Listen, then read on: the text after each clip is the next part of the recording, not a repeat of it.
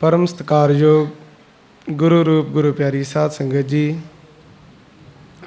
वडभागे हाँ जो सतगुरु महाराज जी की निघी गोद दे विच बैठण दा आनंद सुभाग प्राप्त होया। आओ जो पहला मेरे वीर जी ने जो बादालोना तो आए बहुत ही सुंदर कीर्तन किया अते लोड़ है अज जो वीरां नूं जो अजकल दी ये जवानी है आपां सब जानते हैं साडे सिੱਖੀ दे विच जो साडे जो नवे नौजवान वीरां दा की हाल हो रहा है ते सानू अज ये लोड़ है उद्यम करन दी, क्योंकि जे अज असीं शहीदी साके मनाउंदे आ ना ते उन्हां ने शहीदियां इस करके पाईयां साडे सतगुरां ने तां कि साडी जवानी जो साडी कौम हमेशा लई जिंदा रह सके, तां उन्हां ने अपना आप वार दिता ते अज सानू लोड़ है उन्हां दीयां सिक्ख्यावां तो कुछ सिੱਖਣ दी। जो आपां तन तन गुरु अर्जन देव पातशाह जी की शहीदी नूं मुख रखदिआं होया इत्थे इकट्ठे होए हाँ ते जो घल्लूकारा जो हिंद की सरकार ने इस नूं ब्लू स्टार का नाम दिता, उस दी याद विच जो संत बाबा जरनैल सिंह जी खालसा पिंडरां वाले उन्हां दी याद विच आपां बैठे हाँ ते आओ 10 मिनट दे विच समाप्ति कर देनी, क्योंकि साडे कोल बाहरों जो एडवोकेट नवकिरण सिंह जी आए ने आपां उन्हां दे भी विचार सुनने ने। सो आओ साध संगत जी एक दो शब्द की हाज़री भर के अते उन्हां शहीदां तो वारी वारी जाइए अते सतगुरु महाराज जी का ये शब्द धन धन गुरु अर्जन देव जी का कि चरण कमल तेरे धोए धोए पीवा मेरे सतगुरु दीन दयाला। सतगुरु महाराज असी तो अज जे धुप निकल जाए ना थोड़ी तो अंदरां नूं वड़ जाने भी AC वाला कमरा लभीए पहलों तो तन सतगुरु तत्तियां तवियां ते बह गए ताकि सिख ठंडा मान सकन, एसियां दे विच बह के नाम जप सकन। यही कारण सी ना ताकि सिखां नूं सुख मिल सके। तो आओ साध संगत जी कुछ समा जो बख्शिश होया आओ उस अकाल पुरख की याद विच बिताइए। आओ कुछ समा गुरबाणी कीर्तन सरवण करिए जी।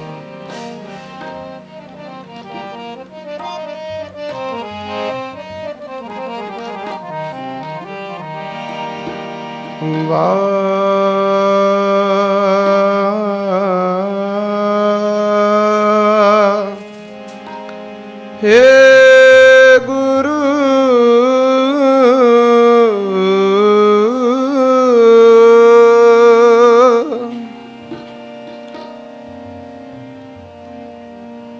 कबीर मरता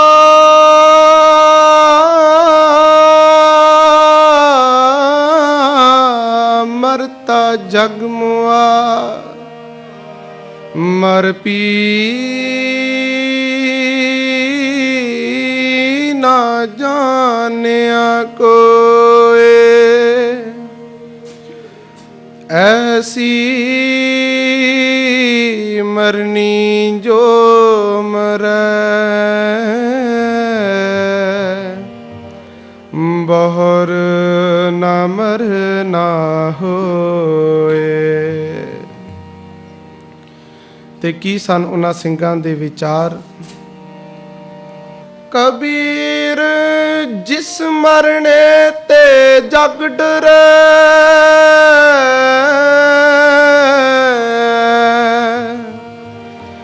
मेरा मन आनंद मरने ही ते पाइए पूरन परमानंद। जे चाह सी मन दे विच तां हस हस के जाना वारियां। आओ शब्द सरवण करिए। हों कुर्बानी तेरिया गुर सिखा जिन हर नाम प्यारा चरण कमल तेरे धोए धोए पीवा मेरे सतगुरु दी दयाला। चरण कमल तेरे धोए धोए पीवा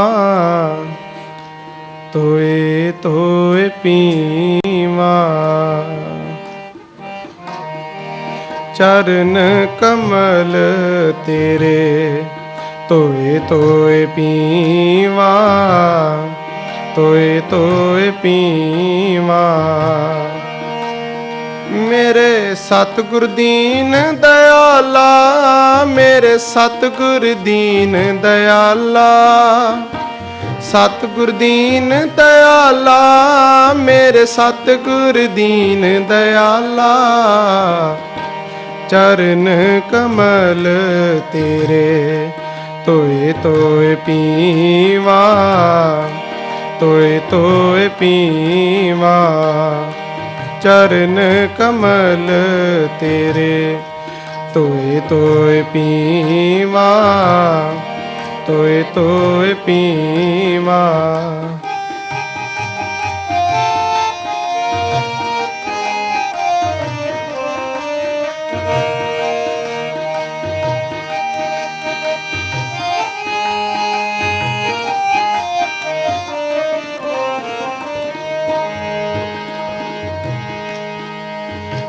पार ब्रह्म परमेश्वर सतगुर आपे करने हारा।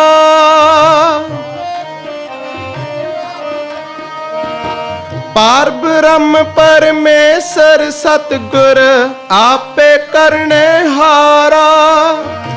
चरण तूड़ तेरी सेवक मांगे, तेरे दर्शन को बलहारा।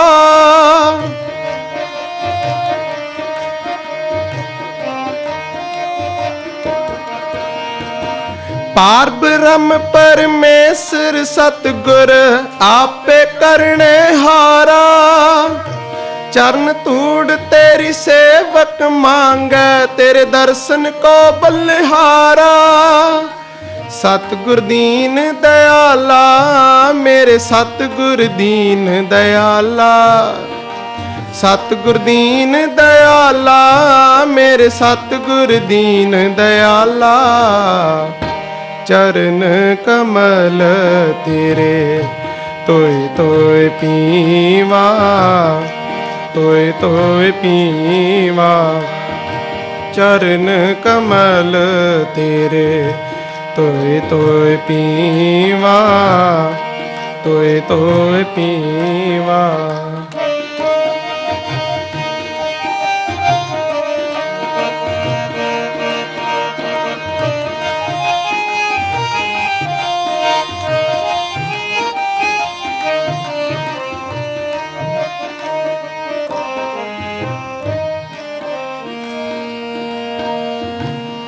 मेरे राम राय जो रख त्यों रही है।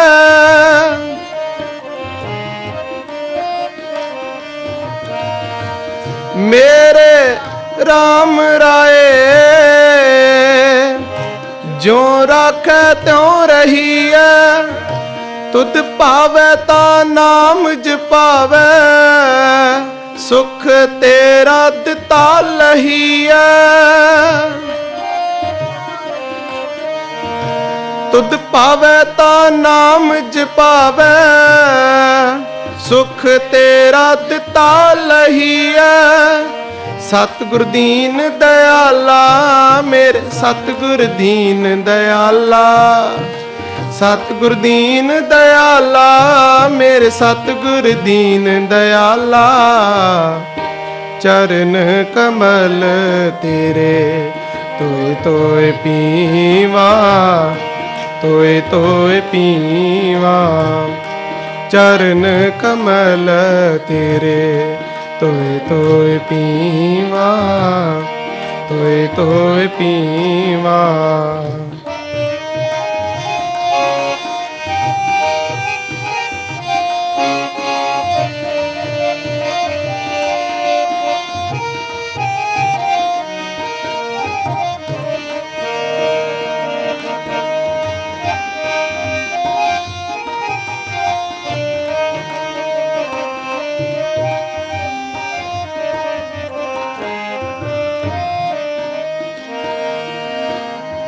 मुकत पुगत जुगत तेरी सेवा, जिस तू आप कराए है।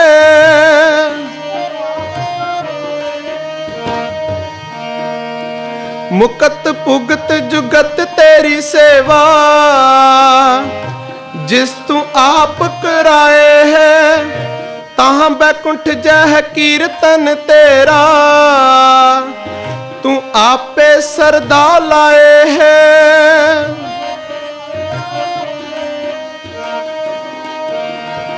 ताहां बैकुंठ जह कीर्तन तेरा, तू आपे सरदा लाए है। सतगुर दीन दयाला, मेरे सतगुर दीन दयाला। सतगुर दीन दयाला, मेरे सतगुर दीन दयाला। चरण कमल तेरे तोए तोए पीवा, तोए तोए पीवा। चरण कमल तेरे तोए तोए पीवा, तोए तोए पीवा।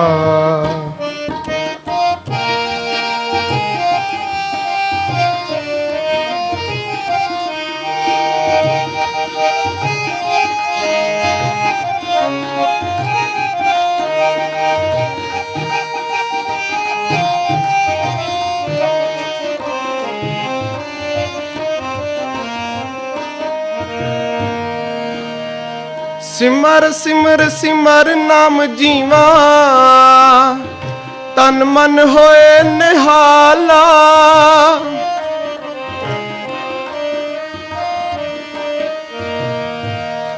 सिमर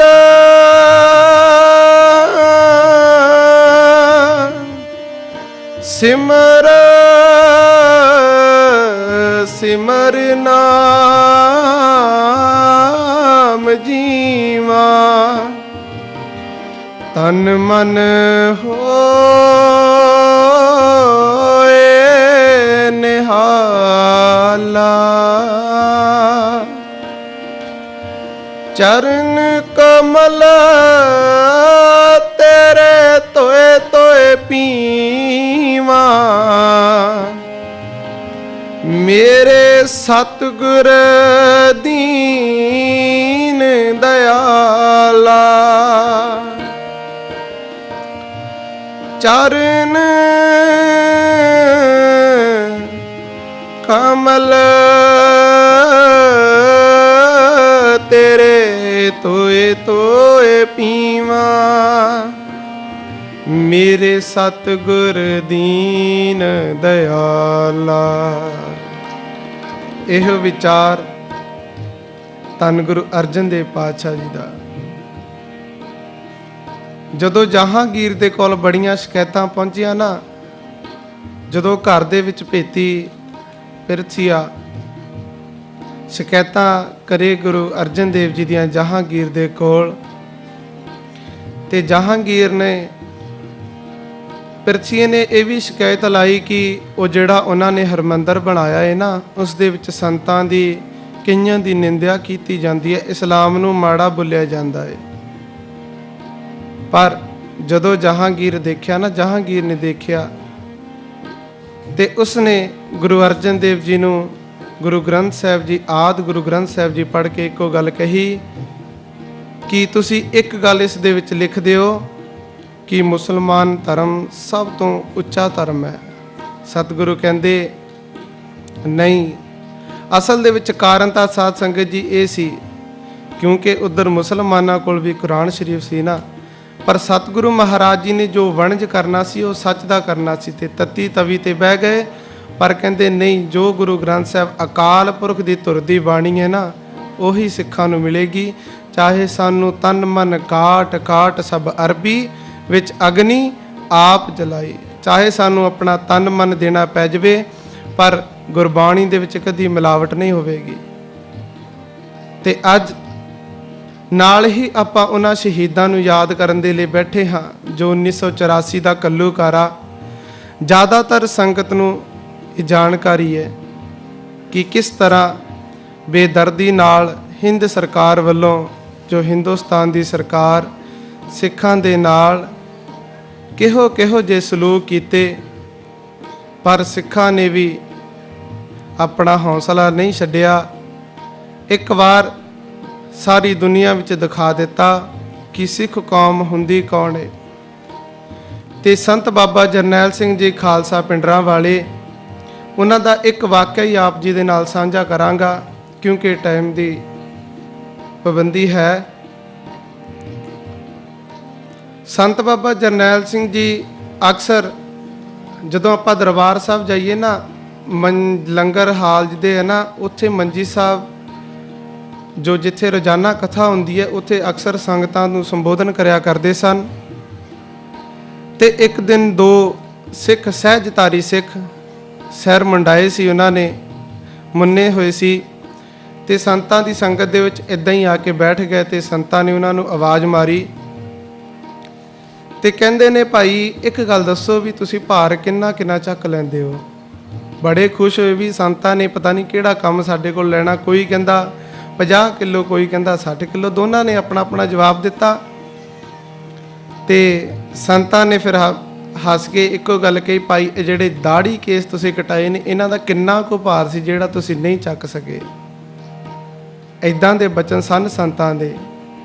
ਐਵੇਂ ਨਹੀਂ ਅੱਜ ਅਸੀਂ ਸਭ ਕੌਮ ਇਕੱਠੇ ਹੋ ਕੇ ਬੈਠੇ ਆ ਨਾ, ਤੇ ਉਹਨਾਂ ਦੇ ਵਚਨਾਂ ਦੇ ਵਿੱਚ ਵਾਕਈ ਕੁਝ ਤਾਕਤ ਸੀ, ਵਾਕਈ ਵਿਲੱਖਣਤਾ ਸੀ, ਕਿਉਂਕਿ ਉਹਨਾਂ ਨੇ ਆਪ ਜ਼ਿੰਦਗੀ ਦੇ ਵਿੱਚ ਕਮਾਇਆ ਸੀ। ਇੱਕ ਆਮ ਜਿਹੀ ਗੱਲ ਹੈ, ਜਿਹੜਾ ਇਨਸਾਨ ਜ਼ਿੰਦਗੀ ਦੇ ਵਿੱਚ ਆਪ ਕਮਾਇਆ ਹੋਵੇਗਾ ਨਾ, ਜੇ ਉਹ ਦੂਸਰੇ ਨੂੰ ਦੱਸੇਗਾ ਤਾਂ ਉਸ ਦਾ ਆਮ ਬੰਦੇ ਨਾਲੋਂ ਦੁੱਗਣਾ ਅਸਰ ਹੋਵੇਗਾ। ਕਿਉਂਕਿ ਉਸਨੇ ਜ਼ਿੰਦਗੀ ਦੇ ਵਿੱਚ ਆਪ ਕਮਾਇਆ ਹੈ। ਅਸੀਂ ਦੂਜਿਆਂ ਨੂੰ ਕਹੀ ਜਾਈਏ ਨਾ, ਭਾਈ ਅੰਮ੍ਰਿਤ ਛਕ ਲੈ, ਗੁਰੂ ਵਾਲਾ ਬਣ, ਪਰ ਆਪ ਅਸੀਂ ਸਿਰ ਤੇ ਵਾਲ ਵੀ ਨਹੀਂ, ਉਹਦੇ ਰੁਮਾਲ ਬੰਨ੍ਹ ਕੇ ਆ ਜਾਈਦਾ ਹੈ। ਇੱਦਾਂ ਗੱਲ ਨਹੀਂ ਨਾ ਬਣਨੀ। ਪਹਿਲੋਂ ਆਪ ਬਣੀਏ, ਫਿਰ ਦੂਸਰਿਆਂ ਨੂੰ ਦੱਸੀਏ, ਫਿਰ ਉਸ ਦਾ ਦੁੱਗਣਾ ਅਸਰ ਹੋਵੇਗਾ। ਤੇ ਅੱਜ ਮੇਰੇ ਬਹੁਤ ਸਾਰੇ ਵੀਰ, ਆਪਾਂ ਦੇਖਦੇ ਹਾਂ ਬਾਹਰਲੇ ਮੁਲਕਾਂ ਦੇ ਵਿੱਚ ਕੇਸ ਕਤਲ ਕਰਾ ਲੈਂਦੇ ਨੇ। 100 ਦੇ ਵਿੱਚੋਂ 80% ਅਜਿਹੇ ਨੇ ਜਿਹੜੇ ਕਹਿੰਦੇ ਨੇ, ਭਾਈ ਸਾਡੀ ਮਜਬੂਰੀ ਸੀ, ਅਸੀਂ ਇੱਥੇ ਆ ਕੇ ਕਟਵਾ ਦਿੱਤੇ। ਸਾਧ ਸੰਗਤ ਜੀ, ਮਜਬੂਰੀ ਨਹੀਂ, ਸਾਡੀ ਦੂਰੀ ਹੈ ਸਤਿਗੁਰੂ ਨਾਲੋਂ। ਮਜਬੂਰੀ ਕੋਈ ਨਹੀਂ ਹੁੰਦੀ। ਆ ਡਿਵੈਲਪ ਦੇਸ਼ ਜਿਹੜੇ ਕੈਨੇਡਾ, ਅਮਰੀਕਾ, ਇਹਨਾਂ ਦੇ ਵਿੱਚ ਦੱਸੋ ਸਿੱਖ ਦੀ ਪਹਿਚਾਣ ਕਦੀ ਕਿਸੇ ਨੇ ਦੱਸੀ ਸੀ? ਨਹੀਂ। ਇਹ ਸਾਨੂੰ ਆਪਣੀ ਪਛਾਣ ਆਪ ਅੱਗੇ ਲਿਆਉਣੀ ਪਵੇਗੀ।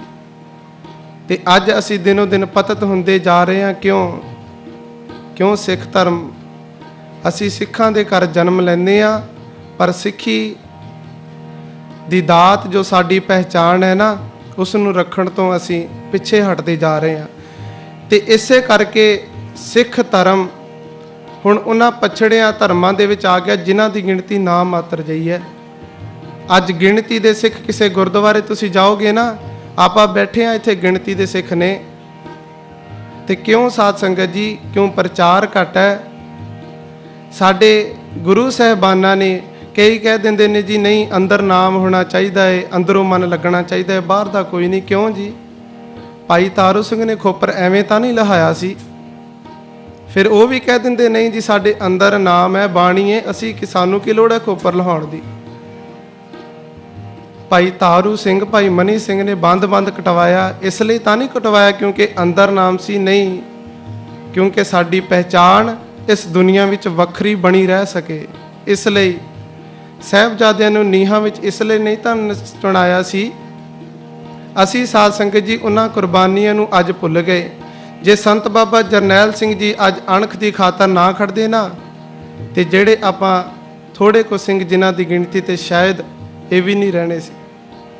ਪਰ ਅਸੀਂ ਉਹਨਾਂ ਯੋਧਿਆਂ ਦੀਆਂ ਕੁਰਬਾਨੀਆਂ ਨੂੰ ਅੱਜ ਭੁੱਲ ਗਏ ਤੇ ਕਹਿ ਦਿੰਦੇ ਆ, ਨਹੀਂ ਜੀ ਅੰਦਰ ਨਾਮ, ਜਦੋਂ ਸਤਿਗੁਰੂ ਮਹਾਰਾਜ ਜੀ ਨੇ ਕਿਰਪਾ ਕੀਤੀ ਆਪ ਹੀ ਸਿੱਖ ਬਣ ਜਾਵਾਂਗੇ। ਨਹੀਂ ਸਾਧ ਸੰਗਤ ਜੀ, ਸਤਿਗੁਰੂ ਮਹਾਰਾਜ ਕਹਿੰਦੇ ਤੂੰ ਉਦਮ ਤਾਂ ਕਰ, ਮੈਂ ਤੇਰੇ ਅੰਦਰ ਬੈਠਾ। ਜਦੋਂ ਵਾਲਾਂ ਨੂੰ ਕੱਟਣ ਲੱਗਦਾ ਹੈ ਨਾ ਕੈਂਚੀ ਲੈ ਕੇ, ਇੱਕ ਵਾਰੀ ਮਨ ਦੇ ਵਿੱਚ ਸੋਚਿਆ ਕਰ, ਗੁਰੂ ਗੋਬਿੰਦ ਸਿੰਘ ਜੀ ਦੀ ਤਸਵੀਰ ਲਿਆਇਆ ਕਰ ਕਿ ਉਹਨਾਂ ਨੇ ਆਪਣਾ ਸਰਬੰਸ ਵਾਰ ਦਿੱਤਾ, ਪਰ ਕੇਸਾਂ ਨੂੰ, ਇਸ ਕੇਸਾਂ ਦੀ ਖਾਤਰ, ਦਾੜੀ ਦੀ ਖਾਤਰ।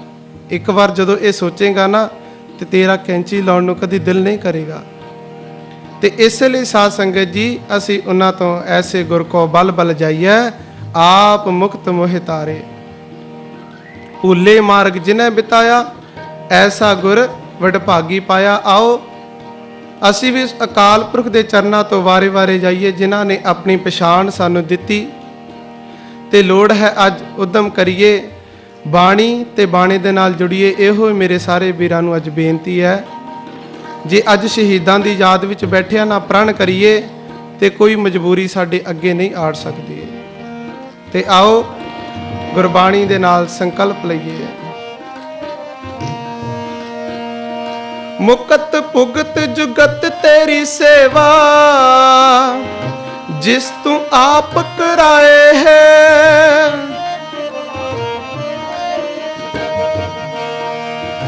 ਤਾਹਾਂ ਬੈਕੁੰਠ ਜਹ ਕੀਰਤਨ ਤੇਰਾ, ਤੂੰ ਆਪੇ ਸਰਦਾ ਲਾਏ ਹੈ। ਤਾਹਾਂ ਬੈਕੁੰਠ ਜਹ ਕੀਰਤਨ ਤੇਰਾ, ਤੂੰ ਆਪੇ ਸਰਦਾ ਲਾਏ ਹੈ। ਸਤਿਗੁਰ ਦੀਨ ਦਇਆਲਾ, ਮੇਰੇ ਸਤਿਗੁਰ ਦੀਨ ਦਇਆਲਾ। ਸਤਿਗੁਰ ਦੀਨ ਦਇਆਲਾ, ਮੇਰੇ ਸਤਿਗੁਰ ਦੀਨ ਦਇਆਲਾ। ਚਰਨ ਕਮਲ ਤੇਰੇ ਤੋਏ ਤੋਏ ਪੀਵਾ, ਤੋਏ ਤੋਏ ਪੀਵਾ। ਚਰਨ ਕਮਲ ਤੇਰੇ ਤੋਏ ਤੋਏ ਪੀਵਾ, ਤੋਏ ਤੋਏ ਪੀਵਾ। ਸਤਿਗੁਰ ਦੀਨ ਦਇਆਲਾ, ਮੇਰੇ ਸਤਿਗੁਰ ਦੀਨ ਦਇਆਲਾ। ਸਤਿਗੁਰ ਦੀਨ ਦਇਆਲਾ, ਮੇਰੇ ਸਤਿਗੁਰ ਦੀਨ ਦਇਆਲਾ। ਚਰਨ ਕਮਲ ਤੇਰੇ ਤੋਏ ਤੋਏ ਪੀਵਾ, ਤੋਏ ਤੋਏ ਪੀਵਾ। ਚਰਨ ਕਮਲ ਤੇਰੇ ਤੋਏ ਤੋਏ ਪੀਵਾ, ਤੋਏ ਤੋਏ ਪੀਵਾ। ਚਰਨ ਕਮਲ ਤੇਰੇ ਤੋਏ ਤੋਏ ਪੀਵਾ। ਵਾਹਿਗੁਰੂ। ਆਓ ਇੱਕ ਦੋ ਪੰਕਤੀਆਂ ਜੋ ਸੋ ਸਾਧ ਸੰਗਤ ਜੀ ਇੰਨੀ ਕੁ ਹਾਜ਼ਰੀ ਦਰ ਪ੍ਰਵਾਨ ਕਰੋ। ਕੀਰਤਨ ਕਰਦਿਆਂ ਆਪ ਸੰਗਤ ਦੇ ਨਾਲ ਵਿਚਾਰ ਕਰਦਿਆਂ ਏਕ ਨਹੀਂ ਅਨੇਕ ਪੱਲਾ ਹੋ ਗਈਆਂ। ਸੋ ਅਸੀਂ ਉਹਨਾਂ ਸ਼ਹੀਦਾਂ ਦੀ ਯਾਦ ਵਿੱਚ ਬੈਠੇ ਤੇ ਆਓ ਕੁਝ ਆਪਣੇ ਮਨਾਂ ਨੂੰ ਸਮਝਾਈਏ ਤੇ ਗੁਰਬਾਣੀ ਵਿਚਾਰੀਏ। ਕੀਰਤਨ ਕਰਦਿਆਂ ਭੁੱਲਾਂ ਦੀ ਖਿਮਾ, ਸਿੱਖ ਹਾਂ ਅਜੇ ਸਿੱਖਦੇ ਪਏ ਹਾਂ। ਆਪ ਸੰਗਤ ਨੇ ਅਸੀਸ ਬਖਸ਼ਿਸ਼ ਕਰਨੀ। ਬੁਲਾਓ ਫਤਿਹ। ਵਾਹਿਗੁਰੂ ਜੀ ਕਾ ਖਾਲਸਾ, ਵਾਹਿਗੁਰੂ ਜੀ ਕੀ ਫਤਿਹ। ਸ੍ਰੀ ਗੁਰੂ ਗ੍ਰੰਥ ਸਾਹਿਬ ਮਹਾਰਾਜ ਜੀ ਦੀ ਪਵਿੱਤਰ ਗੋਦ ਦੇ ਵਿੱਚ ਉਹਨਾਂ ਸ਼ਹੀਦਾਂ ਦੀ ਯਾਦ ਦੇ ਵਿੱਚ ਧੰਨ ਧੰਨ ਸਤਿਗੁਰੂ ਸ਼ਹੀਦਾਂ ਦੇ ਸਰਤਾਜ ਸ੍ਰੀ ਗੁਰੂ ਅਰਜਨ ਦੇਵ ਜੀ ਮਹਾਰਾਜ ਜੀ ਦੀ ਪਵਿੱਤਰ ਸ਼ਹੀਦੀ ਨੂੰ ਯਾਦ ਕਰਦੇ ਹੋਏ ਧੰਨ ਧੰਨ ਮਹਾਂਪੁਰਸ਼ ਸੰਤ ਬਾਬਾ ਜਰਨੈਲ ਸਿੰਘ ਜੀ ਖਾਲਸਾ ਪਿੰਡਰਾਂ ਵਾਲੇ ਤੇ ਉਹਨਾਂ ਦੇ ਸਾਥੀ ਭਾਈ ਸ਼ਵੇਕ ਸਿੰਘ ਜੀ, ਭਾਈ ਅਮਰੀਕ ਸਿੰਘ ਜੀ ਤੇ ਭਾਈ ਰਿਸ਼ਪਾਲ ਸਿੰਘ ਜੀ, ਹੋਰ ਬੇਅੰਤ ਸਿੱਖ ਸੰਗਤਾਂ ਜੋ 1984 ਦੇ ਘੱਲੂਘਾਰੇ ਵਿੱਚ ਸ਼ਹੀਦੀਆਂ ਦਿੱਤੀਆਂ, ਜਿਨ੍ਹਾਂ ਨੇ ਉਹਨਾਂ ਦੀ ਯਾਦ ਦੇ ਵਿੱਚ ਜੁੜ ਬੈਠੀਆਂ। ਗੁਰੂ ਰੂਪ ਗੁਰੂ ਖਾਲਸਾ ਸਾਧ ਸੰਗਤ ਜੀਓ, ਆਓ ਸਭ ਤੋਂ ਪਹਿਲਾਂ ਕਰੀਏ ਰਸਨਾ ਪਵਿੱਤਰ। ਝੁਕਾਓ ਸੀ ਸਤਿਗੁਰਾਂ ਨੂੰ ਤੇ ਇੱਕ ਵਾਰੀ ਮੁਖ ਚੋਂ ਉਚਾਰਨ ਕਰੋ ਜੀ, ਵਾਹਿਗੁਰੂ ਜੀ ਕਾ ਖਾਲਸਾ, ਵਾਹਿਗੁਰੂ ਜੀ ਕੀ ਫਤਿਹ। ਸਾਰੀਆਂ ਸੰਗਤਾਂ ਜਾਣੂ ਹਨ ਕਿ ਜੋ ਆਪਾਂ ਇਹ ਸ਼ਹੀਦੀ ਪੁਰਬ ਮਨਾ ਰਹੇ ਹਾਂ, ਉਸ ਦੇ ਸੰਬੰਧ ਵਿੱਚ ਜੋ ਇੰਡੀਆ ਤੋਂ ਭਾਈ ਨਵਤੇਜ ਸਿੰਘ ਜੀ ਤੇ ਨਵਕਰਨ ਸਿੰਘ ਜੀ ਤੇ ਉਹਨਾਂ ਦੇ ਸਾਥੀ ਜੋ ਇੰਡੀਆ ਤੋਂ ਆਏ ਹਨ, ਉਹ ਆਪਾਂ ਨੂੰ 15-20 ਮਿੰਟ ਉਹ ਜਾਣੂ ਕਰਾਉਣਗੇ। ਉਹਨਾਂ ਤੋਂ ਪਹਿਲਾਂ 10 ਹਾਜ਼ਰੀ ਆਪਣੀ ਲਵਾਏਗਾ। ਇੱਕ 5 ਮਿੰਟ ਵਾਸਤੇ ਸਿਰਫ ਉਹਨਾਂ ਸ਼ਹੀਦਾਂ ਦੀ ਯਾਦ ਦੇ ਵਿੱਚ ਭਾਈ ਪ੍ਰੀਤਮ ਸਿੰਘ ਜੀ ਕਾਸਦ ਜੋ ਲਿਖਦੇ ਸਨ ਕਵਿਤਾ ਸਿੱਖ ਧਰਮ ਬਾਰੇ, ਬਹੁਤ ਗੁਰਸਿੱਖ ਸਨ, ਚੜ੍ਹਾਈ ਕਰ ਗਏ ਹੁਣ ਉਹ। ਸੋ ਉਹਨਾਂ ਦੀ ਇੱਕ ਰਚਨਾ ਸਿਰਫ 5 ਮਿੰਟ ਵਾਸਤੇ ਸਰਵਣ ਕਰੋ ਜੀ। ਦੂਰ ਦੂਰ ਤੱਕ ਰਾਜ ਹਨੇਰਦਾ ਸੀ, ਖਲਕਤ ਜਿਉਂਦੀ ਸੀ ਰਾਖ ਦਾ ਢੇਰ ਬਣ ਕੇ। ਦੂਰ ਦੂਰ ਤੱਕ ਰਾਜ ਹਨੇਰਦਾ ਸੀ, ਖਲਕਤ ਜਿਉਂਦੀ ਸੀ ਰਾਖ ਦਾ ਢੇਰ ਬਣ ਕੇ। ਦੁਸ਼ਟ ਦਮਨ ਦਸ਼ਮੇਸ਼ ਦੀ ਹੋਈ ਰਹਿਮਤ, ਸਿੰਘ ਜੰਗ ਤੇ ਚੜੇ ਸਵੇਰ ਬਣ ਕੇ। ਬੜੇ ਬੜੇ ਜ਼ਮਾਨੇ ਨੇ ਤੀਰ ਛੱਡੇ, ਉਹ ਸਿੰਘਾਂ ਸੀਨੇ 'ਚ ਮੜੇ ਦਲੇਰ ਬਣ ਕੇ। ਆਖਰ ਮੁੱਕ ਗਏ ਸਾਨੂੰ ਮਕਾਉਣ ਵਾਲੇ, ਅਸੀਂ ਅੱਜ ਵੀ ਖੜੇ ਸਮੇਰ ਬਣ ਕੇ। ਉਹ ਮੱਸੇ ਰੰਗੜਾਂ ਦੇ ਸਿਰ ਲਾਉਣ ਵਾਲੇ, ਗੰਗੂ ਸ਼ਾਹੀਆਂ ਦੀ ਅਲਖ ਮਕਾਉਣ ਵਾਲੇ। ਉਸ ਯੋਧੇ ਜਿਉਂਦੇ ਨਹੀਂ ਕਦੇ ਬਟੇਰ ਬਣ ਕੇ। ਲੱਖ ਲਾਹਣਤ ਬੇਅਣਖੀ ਦੀ ਜ਼ਿੰਦਗੀ ਨੂੰ, ਅਸੀਂ ਜਿਉਣਾ ਏ ਜੱਗ ਤੇ ਸ਼ੇਰ ਬਣ ਕੇ। ਦੁਨੀਆ ਇੱਕ ਮਨਸੂਰ ਤੇ ਨਾਜ ਕਰਦੀ, ਇੱਥੇ ਪੰਥ ਮਨਸੂਰਾਂ ਦਾ ਪਲਦਾ ਏ।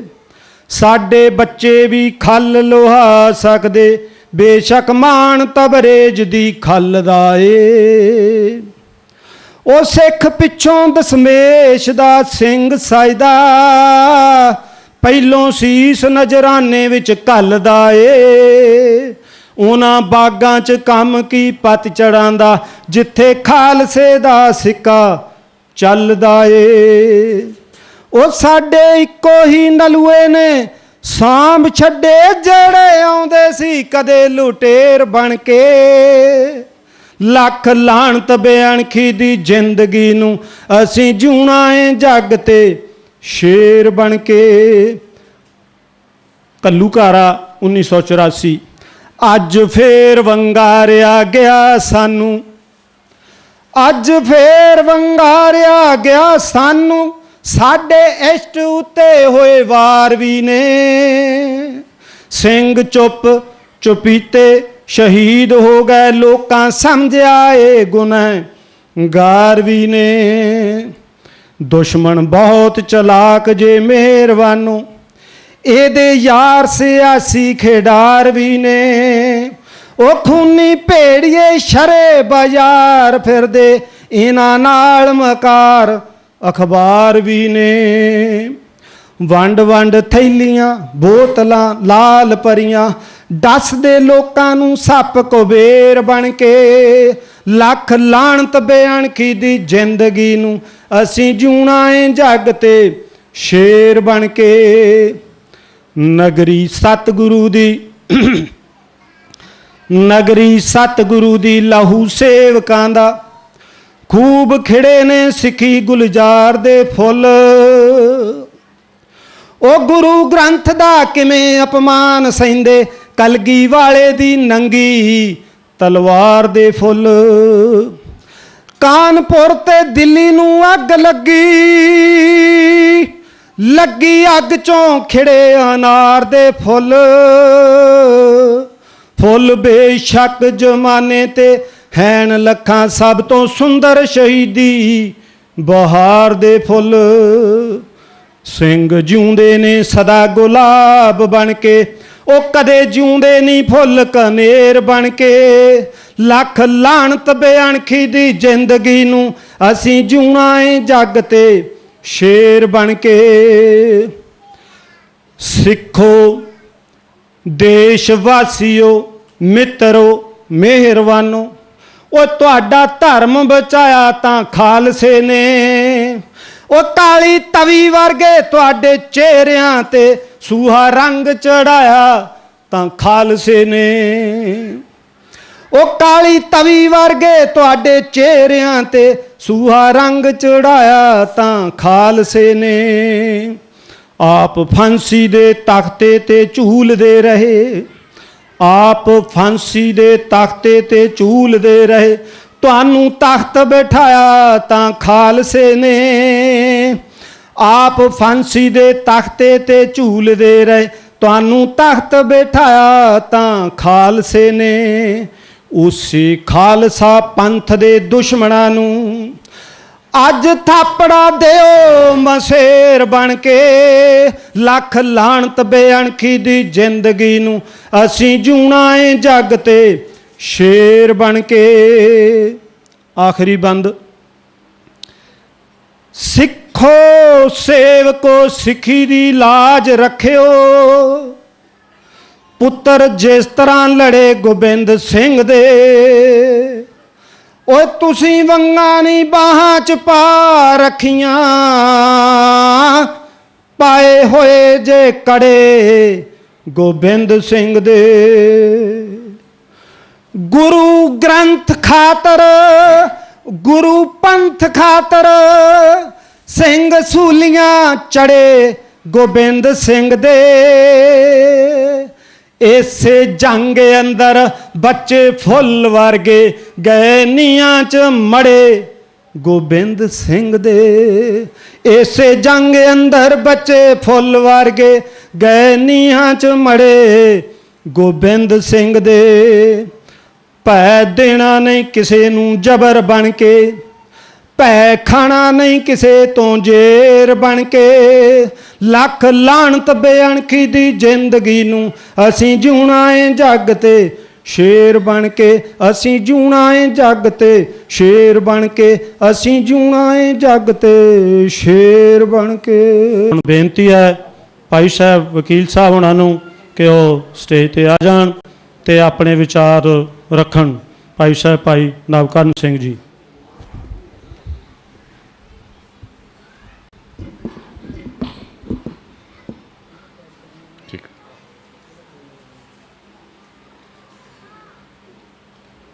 ਗੁਰੂ ਰੂਪ ਖਾਲਸਾ ਜੀਓ, ਵੱਜ ਗੱਜ ਕੇ ਫਤਿਹ ਬੁਲਾਓ। ਵਾਹਿਗੁਰੂ ਜੀ ਦਾ ਖਾਲਸਾ, ਵਾਹਿਗੁਰੂ ਜੀ ਦੀ ਫਤਿਹ।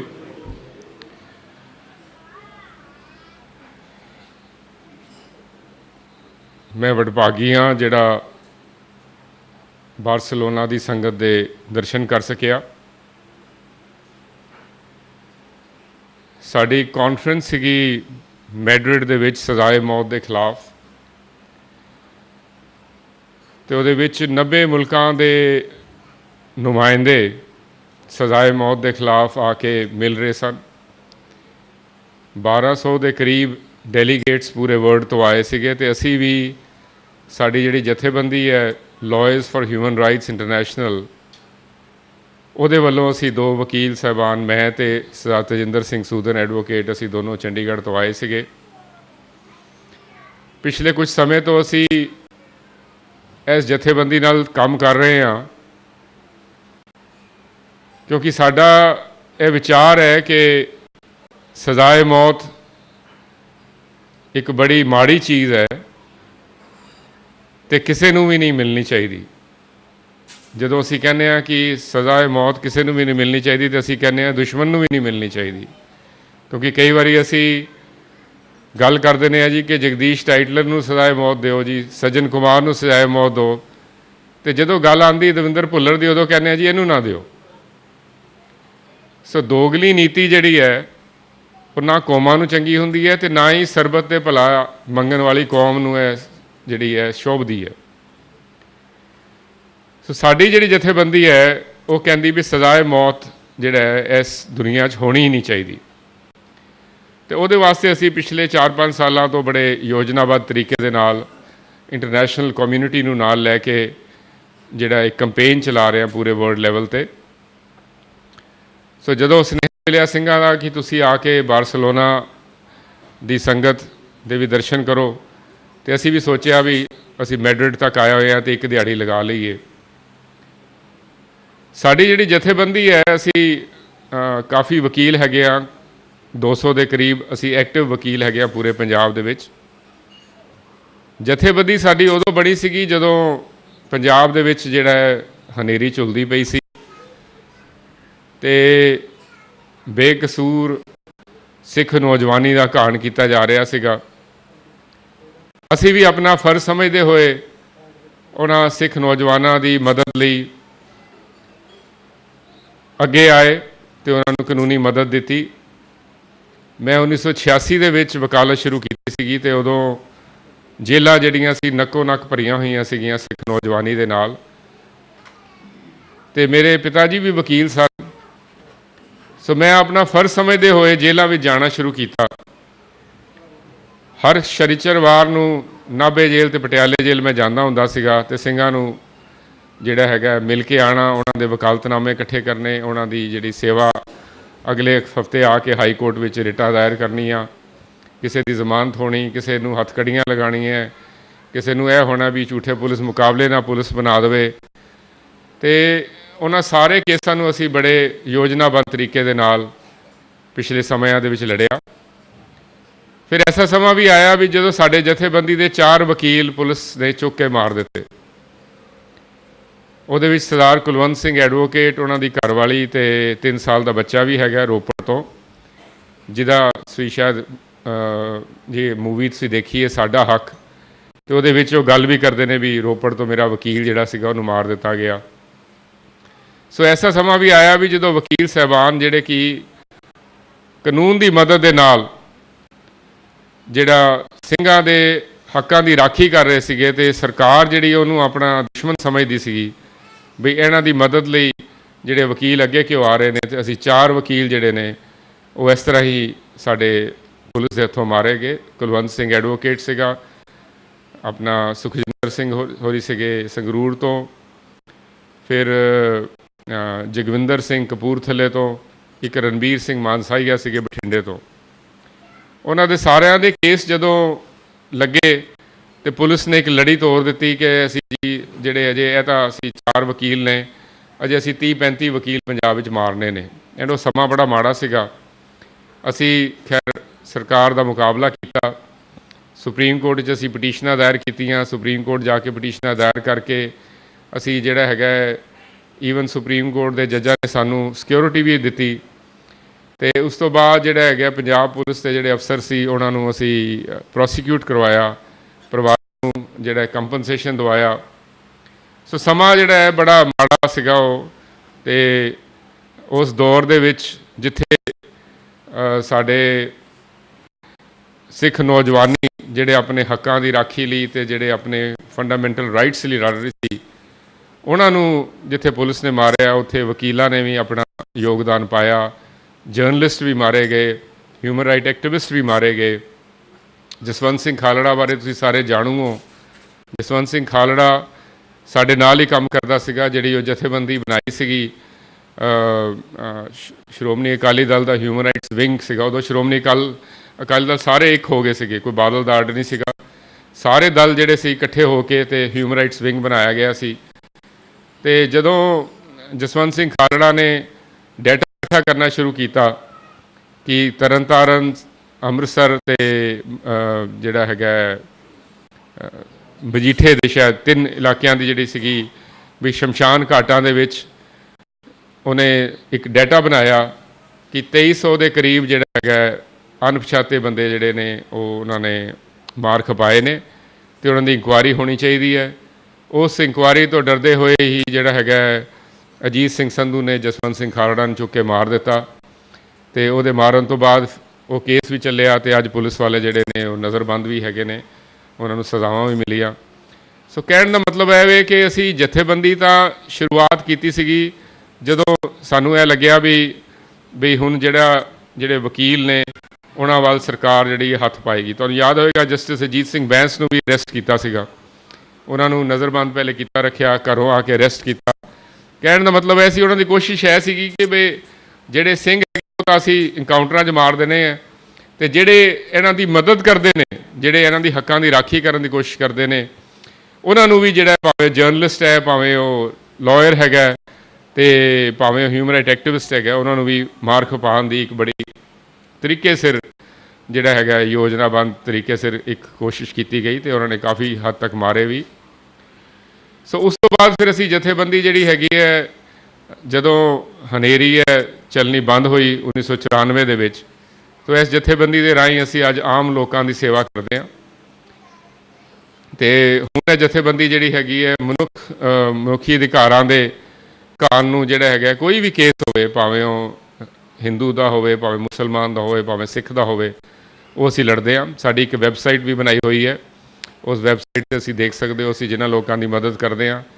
ਤੇ ਅਸੀਂ ਕਿਸੇ ਤੋਂ ਕੋਈ ਫੀਸ ਨਹੀਂ ਲੈਂਦੇ, ਅਸੀਂ ਆਪਣੇ ਹੀ, ਕਿਉਂਕਿ ਸਾਡਾ ਪੇਸ਼ਾ ਵਕੀਲ ਹੈ, ਸੋ ਜਿੱਥੇ ਅਸੀਂ ਆਪਣੇ ਕੇਸ ਕਰਦੇ ਹਾਂ ਉੱਥੇ ਅਸੀਂ ਜਿਹੜੇ ਨਾਲ ਫ੍ਰੀ ਕੇਸ ਕਰ ਦਿੰਦੇ ਹਾਂ।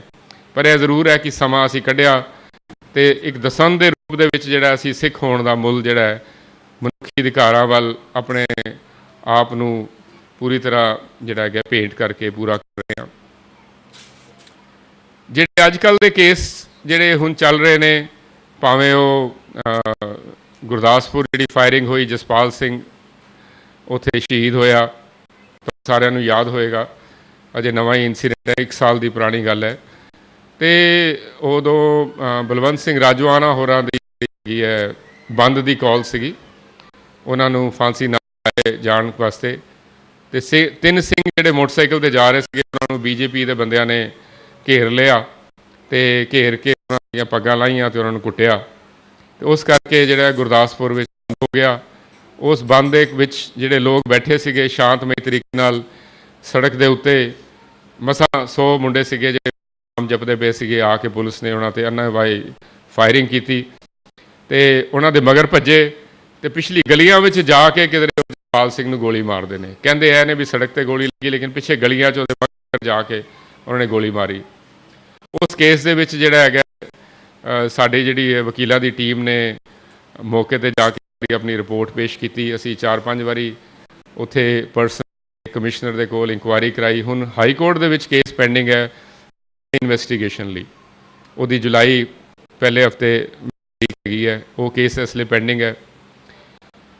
ਹੋਰ ਅਨੇਕਾਂ ਕੇਸ ਨੇ ਜਿਹੜੇ ਕਿ ਜਿਵੇਂ ਕਿ ਪਨਿਆਰੇ ਵਾਲੇ ਗ੍ਰੰਥ ਜਿਹੜਾ ਹੈਗਾ ਉਹ ਬੈਨ ਹੋਇਆ, ਪੰਜਾਬ ਸਰਕਾਰ ਨੇ ਬੈਨ ਕੀਤਾ ਤੇ ਪਨਿਆਰੇ ਵਾਲੇ ਨੇ ਚੈਲੰਜ ਕੀਤਾ ਹੋਇਆ ਵੀ ਮੇਰਾ ਜਿਹੜਾ ਗ੍ਰੰਥ ਹੈ ਉਹਨੂੰ ਦੁਬਾਰਾ ਤੋਂ ਜਿਹੜਾ ਉੱਤੇ ਬੈਨ ਹਟਾਈ ਜਾਵੇ ਤਾਂ ਕਿ ਮੈਂ ਉਹ ਤੋਂ ਆਪਣੇ ਪ੍ਰਚਾਰ ਕਰ ਸਕਾਂ। ਦੇ ਵਿੱਚ ਜਿਹੜਾ ਹੈਗਾ ਤਾਂ ਕਿ ਉਹ ਬੈਨ ਲੱਗਿਆ ਰਵੇ। ਤੋ ਸਾਡੇ ਜਿਹੜੇ ਵਕੀਲ ਹੈਗੇ ਨੇ, ਮੈਂ ਆਪ ਉਸ ਕੇਸ ਦੇ ਵਿੱਚ ਉਹਨਾਂ ਦੀ ਮੁਖਾਲਫਤ ਕਰ ਰਿਹਾ। ਡੇਰਾ ਸੱਚੇ ਸੌਦੇ ਦਾ ਜਿਹੜਾ ਕੇਸ ਹੈ, ਉਹਦਾ ਕੇਸ ਪਹਿਲੇ ਰਜਿੰਦਰ ਸਿੰਘ ਨੇ ਦਾਇਰ ਕੀਤਾ ਸੀਗਾ ਬਠਿੰਡੇ, ਵੀ ਜਿਹੜੇ 10ਮ ਪਾਤਸ਼ਾਹ ਸ਼ਾਕ ਪਾ ਕੇ ਉਹਨੇ ਅੰਮ੍ਰਿਤ ਸੰਚਾਰ ਦਾ ਇੱਕ ਡਰਾਮਾ ਰਚਿਆ ਸੀ ਵੀ ਮੈਂ ਜਾਮੇ ਇਨਸਾਨ ਫੈਲਾ ਰਿਹਾ, ਤੇ ਉਹਨੂੰ ਚੈਲੰਜ ਕੀਤਾ ਸੀਗਾ ਰਜਿੰਦਰ ਸਿੰਘ ਨਾਂ ਦੇ ਇੱਕ ਸ਼ਖਸ ਨੇ ਬਠਿੰਡੇ। ਰਜਿੰਦਰ ਸਿੰਘ ਜਿਹੜਾ ਹੈਗਾ ਉਹ ਮੁੜ ਕੇ ਬਾਦਲ ਹੋਰਾਂ ਦੇ ਕਹਿਣ 'ਤੇ ਜਿਹੜੇ ਉਹਨੇ ਇਹ ਕਹਿਤਾ ਜੀ ਕਿ ਵੀ ਮੈਂ ਇਸ ਕੇਸ ਨੂੰ ਨਹੀਂ ਚਲਾਉਣਾ। ਫਿਰ ਅਸੀਂ ਆਪਣੇ 2 ਸਿੰਘ ਉੱਥੇ ਖੜੇ ਕੀਤੇ, ਉਹਨਾਂ ਵੱਲੋਂ ਕੇਸ ਉਹਦੇ ਨਾਲ ਚਲਾਇਆ ਤੇ ਅੱਜ ਜਿਹੜਾ ਹੈਗਾ ਸੱਚਾ ਸੌਦੇ ਵਾਲੇ ਨੂੰ ਅਸੀਂ ਸਮਨ ਕਰਵਾਇਆ ਹੋਇਆ ਤੇ ਉਹਨੇ ਹਾਈ ਕੋਰਟ ਚੈਲੰਜ ਕੀਤਾ। ਕੇਸ ਵੀ ਅਸੀਂ ਬਠਿੰਡੇ ਜਾ ਕੇ ਆਪ ਲੜ ਰਹੇ ਹਾਂ, ਹਾਈ ਕੋਰਟ ਦੇ ਵਿੱਚ ਵੀ ਲੜ ਰਹੇ ਹਾਂ। ਸੋ ਅਨੇਕਾਂ ਕੇਸ ਨੇ ਜਿਹੜੇ ਕਿ ਕੌਮੀ ਕੇਸ ਨੇ ਜਿਨ੍ਹਾਂ ਦੇ ਕਾਰਨ ਅਸੀਂ ਸੋਚਦੇ ਹਾਂ ਬਈ ਸਿੱਖਾਂ ਦੇ ਮਨੁੱਖੀ ਅਧਿਕਾਰਾਂ ਦਾ ਘਾਣ ਹੋ ਰਿਹਾ ਹੈ। ਅੱਗੇ ਤਾਂ ਸਿੱਖਾਂ ਦੀ ਨੌਜਵਾਨੀ ਨੂੰ ਖਤਮ ਕੀਤਾ ਜਾ ਰਿਹਾ ਸੀਗਾ, ਹੁਣ ਸਿੱਖਾਂ ਦੇ ਜਿਹੜੇ ਬੇਸਿਕ ਪ੍ਰਿੰਸੀਪਲਸ ਨੇ ਸਿੱਖੀਜ਼ਮ ਦੇ ਚੈਲੰਜ ਕਰਨ ਲਈ, ਉਹਨਾਂ ਦੇ ਸਰੂਪ ਨੂੰ ਚੈਲੰਜ ਕਰਨ ਲਈ, ਉਹਨਾਂ ਨੂੰ ਧਰਮ ਨੂੰ ਨੀਵਾਂ ਦਿਖਾਉਣ ਲਈ ਜਿਹੜੀ ਕੋਸ਼ਿਸ਼ਾਂ ਹੋ ਰਹੀਆਂ ਨੇ, ਉਹਦੇ ਵਿੱਚ ਵੀ ਅਸੀਂ ਜਿਹੜੇ ਬੜੇ ਚੱਜੇ ਢੰਗ ਦੇ ਨਾਲ ਕੋਸ਼ਿਸ਼ ਕਰ ਰਹੇ ਹਾਂ ਕਿ ਉਹਦਾ ਡਟ ਕੇ ਮੁਕਾਬਲਾ ਕੀਤਾ ਜਾਵੇ। ਸੋ ਹਜ਼ਾਰਾਂ ਐਸੇ ਕੇਸ ਨੇ ਜਿਹੜੇ ਅਸੀਂ ਲੜੇ, ਜਿਹੜੇ ਸਿੰਘ ਬਾਹਰ ਜਾ ਕੇ ਕਿਧਰੇ ਫੜੇ ਗਏ, ਸੁੱਖੀ ਕੁੱਕੀ ਹੋਵੇ, ਭਾਵੇਂ ਕੁਲਵੀਰ ਸਿੰਘ ਬੜਾ ਪਿੰਡ ਹੋਵੇ, ਭਾਵੇਂ ਦਇਆ ਸਿੰਘ ਲਾਹੌਰ ਹੋਵੇ, ਉਹਨਾਂ ਸਾਰਿਆਂ ਦੇ ਕੇਸਾਂ 'ਚ ਮੈਂ ਜਾ ਕੇ ਆਪ ਅਮਰੀਕਾ 'ਚ ਕੇਸ ਅਸੀਂ ਲੜਿਆ। ਉਹਦਾ ਮਹੇਸ਼ਿੰਦਰ ਸਿੰਘ ਦਾ ਦੋਸ਼ੀ ਸੀਗਾ ਕਿ ਉਹਨੇ ਲੌਂਗੋਵਾਲ ਦੇ ਕੇਸ ਦੇ ਵਿੱਚ ਇੱਕ ਰੋਲ ਅਦਾ ਕੀਤਾ ਸੀ, ਉਹਦੀ ਐਕਸਟ੍ਰੈਡੀਸ਼ਨ ਦਾ ਕੇਸ ਸੀਗਾ। ਸੋ ਜਿੱਥੇ ਲੋੜ ਪੈਂਦੀ ਹੈ ਅਸੀਂ ਜਿਹੜਾ ਆਪਣਾ ਯੋਗਦਾਨ ਪਾਉਂਦੇ ਹਾਂ ਤੇ ਕੋਸ਼ਿਸ਼ ਇਹੀ ਹੈ ਕਿ ਜਿਸ ਤਰੀਕੇ ਨਾਲ ਇੱਕ ਸਿੱਖ ਨੂੰ ਸਿੱਖੀ ਕਾਇਮ ਰੱਖਣ ਵਿੱਚ ਤੇ ਇੱਕ ਸਿੱਖ ਹੋਣ ਦਾ ਮੁੱਲ ਹੈ, ਅਸੀਂ ਵੀ ਉਹ ਮੁੱਲ ਉਤਾਰੀਏ। ਪਰ ਦੇਖਿਆ ਹੈ ਕਿ ਇਸ ਸਮੇਂ ਦੇ ਨਾਲ ਜਿਹੜਾ ਸਿੱਖਾਂ ਦੇ ਵਿੱਚ ਬੜੀਆਂ ਕਮੀਆਂ ਆਈਆਂ ਨੇ। ਇਹ ਤਾਂ ਕਾਫੀ ਹੈ ਕਿ ਜਿਹੜਾ ਹੈਗਾ, ਹੁਣੇ ਭਾਈ ਸਾਹਿਬ ਨੇ ਕਿਹਾ ਕਿ ਬਾਣੀ ਤੇ ਬਾਣੇ ਨਾਲ ਜੁੜਨਾ ਬੜਾ ਜ਼ਰੂਰੀ ਹੈ। ਬਾਣਾ ਵੀ ਜਿਹੜਾ ਹੈਗਾ ਉਹਦੀ ਵੀ ਆ ਰਹੀ ਹੈ, ਸਾਡਾ ਸਰੂਪ ਜਿਹੜਾ ਹੈਗਾ ਅਸੀਂ ਉਹ ਤੋਂ ਦੂਰ ਹਟਦੇ ਜਾ ਰਹੇ ਹਾਂ, ਲੇਕਿਨ ਸਾਡਾ ਕਿਰਦਾਰ ਵੀ ਬੜਾ ਨੀਵਾਂ ਗਿਆ ਹੈ। ਐਂਡ ਉਹਦੇ ਮੈਂ ਕੁਝ ਐਗਜ਼ਾਮਪਲਸ ਦੇਵਾਂਗਾ ਤੁਹਾਨੂੰ ਕਿਰਦਾਰ ਦੇ, ਜਿਹੜੇ ਕਿ ਲਾਇਰ ਅਸੀਂ ਪਿਛਲੇ 2-2.5 ਸਾਲਾਂ 'ਚ ਵੀ ਸਿੱਖਾਂ ਦਾ ਕਿਰਦਾਰ ਕਿਵੇਂ ਡਿੱਗਦਾ ਪਿਆ। ਹੁਣ ਜਿਵੇਂ ਮੈਂ ਤੁਹਾਨੂੰ ਗੱਲ ਕਰ ਰਿਹਾ ਸੀ ਕਿ ਗੁਰਦਾਸਪੁਰ ਉਹਨਾਂ 3 ਸਿੰਘਾਂ ਦੀ ਜਿਨ੍ਹਾਂ ਦੀ ਤਾਰ ਲਾਈ ਗਈ ਤੇ ਕੁੱਟਿਆ ਗਿਆ, ਜਦੋਂ ਉਹਨਾਂ ਦਾ ਪਰਚਾ ਕੀਤਾ ਬੀਜੇਪੀ ਦੇ ਉੱਤੇ, ਤੇ ਹਾਲੇ ਕਿ ਅਸੀਂ ਉਹਨਾਂ ਜਾ ਕੇ 3 ਸਿੰਘਾਂ ਨੂੰ ਮਿਲੇ ਤੇ ਉਹਨਾਂ ਨੂੰ ਤਕੜੇ ਕੀਤਾ ਵੀ ਅਸੀਂ ਤੁਹਾਡੇ ਲਈ ਲੜਾਂਗੇ, ਤੁਸੀਂ ਡਰਨਾ ਨਾ। ਲੇਕਿਨ ਮਹੀਨੇ ਦੇ ਵਿੱਚ ਹੀ ਵਿੱਚ ਉਹਨਾਂ ਨੇ ਜਿਹੜਾ ਉੱਥੇ ਲੋਕਲ MLA ਹੈਗਾ, ਮੈਨੂੰ ਉਹਦਾ ਨਾਂ ਯਾਦ ਨਹੀਂ ਆ ਰਿਹਾ, ਆਪਣੇ ਘਰ ਸੱਦਿਆ, ਬੱਬੇ ਹਾਲੀਆ, ਉਹਨੇ ਆਪਣੇ ਘਰ ਸੱਦ ਕੇ ਤਿੰਨੋਂ ਦਾ ਸਮਝੌਤਾ ਕਰਾਤਾ ਬੀਜੇਪੀ ਵਾਲਿਆਂ ਨਾਲ, ਐਂਡ ਉਹ 3 ਸਿੰਘ ਮੁੱਕਰ ਗਏ ਨੇ। ਐਸਾ ਕੇਸ ਹੈਗਾ ਮੋਹਾਲੀ ਦਾ, ਸ਼ਾਇਦ ਤੁਹਾਨੂੰ ਯਾਦ ਹੋਏਗਾ, ਇੱਕ ਸਿੰਘ ਦੀ ਬੜੀ ਉਹਦੇ ਤੇ ਵੀਡੀਓ ਚੱਲਦੀ ਹੁੰਦੀ ਹੈ ਸੰਗਤ TV ਤੇ, ਵੀ ਉਸ ਸਿੰਘ ਦੀ ਪੱਗ ਲਾਂਦਾ ਪਿਆ ਇੱਕ ਪੁਲਿਸ ਅਫਸਰ ਹੈ ਹੱਥ ਲਾ ਕੇ। ਉਹ ਕੇਸ ਜਦੋਂ ਅਸੀਂ ਅਖਬਾਰਾਂ 'ਚ ਪੜ੍ਹਿਆ ਸੀ, ਅਸੀਂ ਉਹਨੂੰ ਸਿੰਘ ਨੂੰ ਕੰਟੈਕਟ ਕੀਤਾ ਵੀ ਬੜੀ ਮਾੜੀ ਵੀ ਇਹ ਤੇਰੀ ਇਕੱਲੇ ਦੀ ਪੱਗ ਨਹੀਂ ਲਾਈ, ਵੀ ਸਿੱਖ ਕੌਮ ਦੀ ਪੱਗ ਲਾਈ ਹੈ, ਚਾਹੁੰਦੇ ਆ ਵੀ ਉਹ ਦੋਨੋਂ ਪੁਲਿਸ ਅਫਸਰਾਂ ਨੂੰ ਅਸੀਂ ਸਜ਼ਾ ਦਿਵਾਵਾਂਗੇ। ਉਹ ਕਹਿੰਦਾ ਜੀ ਮੈਨੂੰ ਫੋਨ ਨਾ ਕਰੋ, ਬਸ ਡਰ ਗਿਆ। ਫਿਰ ਅਸੀਂ ਸਿੰਘ ਆਪਣੇ 'ਚੋਂ ਖੜੇ ਕਰਕੇ ਉਹਦੇ ਪੈਰਲਲ ਕੇਸ ਅਸੀਂ ਚਲਾਇਆ। ਹੁਣ ਕੇਸ ਲੜਦੇ ਪਏ ਹਾਂ। ਇਸ ਤਰ੍ਹਾਂ ਹੀ ਰਜਿੰਦਰ ਸਿੰਘ ਜਿਹੜਾ ਬਠਿੰਡੇ ਦਾ ਕੇਸ ਹੈ, ਮੈਂ ਤੁਹਾਨੂੰ ਦੱਸ ਰਿਹਾ ਵੀ ਕਿਸ ਤਰ੍ਹਾਂ ਉਹ ਮੁਕਰ ਗਿਆ। ਸੋ ਪ੍ਰੋਬਲਮ ਇਹ ਹੈਗੀ ਹੈ ਕਿ ਅਸੀਂ ਇਹ ਠੀਕ ਹੈ ਵੀ ਸਾਡੀ ਕੌਮ ਦੇ ਵਿੱਚ ਐਗਜ਼ਾਮਪਲਸ ਬਹੁਤ ਨੇ, ਕੁਰਬਾਨੀ ਦੇ ਐਗਜ਼ਾਮਪਲ ਬਹੁਤ ਨੇ, ਪਰ ਜਿਹੜੀ ਸਾਡੀ ਕੌਮ ਦਾ ਕਿਰਦਾਰ ਗਿਰ ਰਿਹਾ ਹੈ, ਇਹ ਕਿਉਂ ਗਿਰ ਰਿਹਾ, ਇਹਦੀ ਵੀ ਸਾਨੂੰ ਸਵੈ ਪੜਚੋਲ ਕਰਨ ਦੀ ਬੜੀ ਲੋੜ ਹੈ। ਇਹ ਕੀ ਕਾਰਨ ਕੀ ਹੈ ਕਿ ਅੱਜ ਸਿੱਖ ਹੈਗਾ ਉਹ ਆਰਾਮਦਾਇਕ ਹੋ ਗਿਆ, ਮਟੀਰੀਅਲਿਸਟ ਪਦਾਰਥਵਾਦੀ ਹੋ ਗਿਆ, ਕਿ ਜਿੱਥੇ ਉਹਨੂੰ ਮੌਕਾ ਆਉਂਦਾ ਹੈ ਸਾਬਤ ਕਰਨ ਮੈਂ ਸਿੱਖ ਹਾਂ ਤੇ ਮੈਂ ਆਪਣੇ ਸਟੈਂਡ 'ਤੇ ਕਾਇਮ ਹਾਂ, ਉੱਥੇ ਉਹਦੇ ਪੈਰ ਥਿਰਕ ਜਾਂਦੇ ਨੇ। ਇਹ ਵੀ ਨਹੀਂ ਵੀ ਕੌਮ ਉਹਦੇ ਨਾਲ ਖੜਦੀ ਨਹੀਂ। ਤੁਹਾਨੂੰ ਮੈਂ 3 ਐਗਜ਼ਾਮਪਲਸ ਦਿੱਤੇ ਨੇ, ਤਿੰਨੋਂ ਕੇਸਿਸ ਦੇ ਵਿੱਚ ਅਸੀਂ ਉਹਨਾਂ ਨਾਲ ਖੜੇ ਹਾਂ, ਕਿਹਾ ਵੀ ਬਿਲਕੁਲ ਤੁਹਾਨੂੰ ਘਬਰਾਉਣ ਦੀ ਲੋੜ ਨਹੀਂ, ਅਸੀਂ ਤੁਹਾਡਾ ਸਾਥ ਦੇਵਾਂਗੇ, ਤੁਹਾਨੂੰ ਕੋਈ ਵੀ ਰਾਏ ਧਮਕਾਏਗਾ ਅਸੀਂ ਹਾਈ ਕੋਰਟ ਬੈਠੇ ਹਾਂ, ਤੁਹਾਡੀ ਅਸੀਂ ਮਦਦ ਕਰਾਂਗੇ। ਲੇਕਿਨ ਤਿੰਨੋਂ ਕੇਸਾਂ ਦੇ ਵਿੱਚ ਜਿਹੜੇ ਨੇ ਲੋਕ ਭੱਜੇ ਨੇ। ਤੁਸੀਂ ਕੀ ਲੋਕਾਂ ਨੂੰ ਇਨਸਾਫ ਦਿਵਾਓਗੇ? ਹੁਣ ਅਸੀਂ ਗੱਲਾਂ ਕਰਦੇ ਹਾਂ ਜੀ ਕਿ ਸਿੱਖ ਕਤਲੇਆਮ ਦਾ 29 ਹੋ ਗਏ ਨੇ, ਦਿੱਲੀ ਜਿਹੜੇ ਕਤਲੇਆਮ ਹੋਇਆ ਉਹਦੇ 'ਚ ਇਨਸਾਫ ਨਹੀਂ ਮਿਲਿਆ, ਲੋਕ ਦੇਣ ਨੂੰ ਤਿਆਰ ਨਹੀਂ। 4 ਸਾਲ ਤੋਂ ਮੈਂ ਦਿੱਲੀ ਦੇ ਵਿੱਚ ਸੱਜਣ ਕੁਮਾਰ ਦਾ ਕੇਸ ਤੇ ਟਾਈਟਲ ਦੇ ਕੇਸ ਜਾਣਾ, ਲੋਕਾਂ ਨੂੰ ਜੇ ਜਾ ਕੇ ਉੱਥੇ ਤਰਲੋਕਪੁਰੀ ਦੇ ਵਿੱਚ ਜਾ ਕੇ ਕਲੋਨੀ 'ਚ ਕਹੋ ਜੀ ਕਿ ਗਵਾਹੀਆਂ ਦਿਓ ਤੇ ਤਕੜੇ ਹੋਵੋ, ਤੇ ਉਹ ਕਹਿੰਦੇ ਸਾਨੂੰ ਦਿਓਗੇ ਕੀ? ਜਿਸ ਕੌਮ ਦਾ ਇਹ ਕਿਰਦਾਰ ਹੋ ਜੇ, ਇਹ ਬੜੇ ਵੱਡੇ ਸਵਾਲ ਨੇ ਜਿਹੜੇ ਅੱਜ ਸਾਨੂੰ ਇਹਨਾਂ ਦਾ ਜਵਾਬ ਲੱਭਣਾ ਪਏਗਾ। ਅਸੀਂ ਕਹਿ ਦਿੰਦੇ ਹਾਂ ਜੀ ਕਿ ਵੀ ਸਿੱਖਾਂ ਵਾਸਤੇ ਇਨਸਾਫ ਨਹੀਂ ਹੈ। ਇਨਸਾਫ ਹੋਏਗਾ ਕਿ ਜਦੋਂ ਤੁਸੀਂ ਆਪ ਬਿਆਨ ਨਹੀਂ ਦਿਓਗੇ। ਖੜੋ ਤਾਂ ਸਹੀ। ਹੁਣ 150 ਤੋਂ ਵੱਧ ਪੁਲਿਸ ਵਾਲੇ ਆਪ ਸਜ਼ਾਵਾਂ ਦਵਾਈਆਂ, ਲੇਕਿਨ ਉਹ ਲੋਕ ਖੜੇ ਨੇ ਜਿਨ੍ਹਾਂ ਦੇ ਬੱਚੇ ਮਾਰੇ ਗਏ। ਉਹਨਾਂ ਨੇ ਕਿਹਾ ਜੀ ਕਿ ਮੈਂ ਨਹੀਂ ਵਿਕਦਾ, ਮੈਨੂੰ ਪੈਸੇ ਨਹੀਂ ਚਾਹੀਦੇ, ਮੈਂ ਰੁੱਲ ਜਾਵਾਂ, ਪਰ ਮੇਰਾ ਬੱਚਾ ਮਾਰਿਆ, ਪੁਲਿਸ ਜਿਹੜਾ ਇਹਨੂੰ ਸਜ਼ਾ ਮਿਲਣੀ ਚਾਹੀਦੀ। ਸਜ਼ਾਵਾਂ ਹੋਈਆਂ। ਸੋ ਜਿਹੜਾ ਸਾਡਾ ਕਿਰਦਾਰ ਹੈ, ਜਿਹੜਾ ਸਾਡਾ ਕਰੈਕਟਰ ਐਜ਼ ਅ ਸਿੱਖ, ਉਹ ਇਹ ਤਾਂ ਠੀਕ ਹੈ ਵੀ ਸਾਰਿਆਂ ਵਿੱਚ ਆਪਣੇ ਸਾਰੇ ਇਤਿਹਾਸ ਦੁਹਰਾਉਂਦੇ ਹਾਂ ਤਾਂ ਕਿ ਤੁਸੀਂ ਜਿਹੜਾ ਹੈਗਾ ਸਾਰੇ ਕਾਇਮ ਹੋਵੋ, ਸਾਨੂੰ ਵੀ ਬਲ ਮਿਲਦਾ। ਪਰ ਇਹ ਦੇਖਣ ਦੀ ਲੋੜ ਹੈ ਵੀ ਕੀ ਅਸੀਂ ਆਪਣਾ ਰੋਲ ਅਦਾ ਕਰ ਰਹੇ ਹਾਂ ਸਿੱਖ? ਕੀ ਅਸੀਂ ਸਰਬੱਤ ਦੇ ਭਲੇ ਦੀ ਗੱਲ ਕਰ ਰਹੇ ਹਾਂ? ਕੀ ਅਸੀਂ ਆਪਣੀ ਕਮਿਊਨਿਟੀ ਦੀ ਰੱਖਿਆ ਲਈ, ਕੀ ਅਸੀਂ ਇਹ ਤਾਂ ਨਹੀਂ ਮਹਿਸੂਸ ਕਰਦੇ ਵੀ ਸਾਡੇ ਵਿੱਚ ਕੋਈ ਇਨਫੀਰੀਅਰਿਟੀ ਕੰਪਲੈਕਸ ਹੈਗਾ ਵੀ ਮੈਂ ਜੇ ਸਿੱਖੀ ਦੀ ਗੱਲ ਕੀਤੀ ਤਾਂ ਕਮਿਊਨਲ ਹੋਵਾਂਗਾ?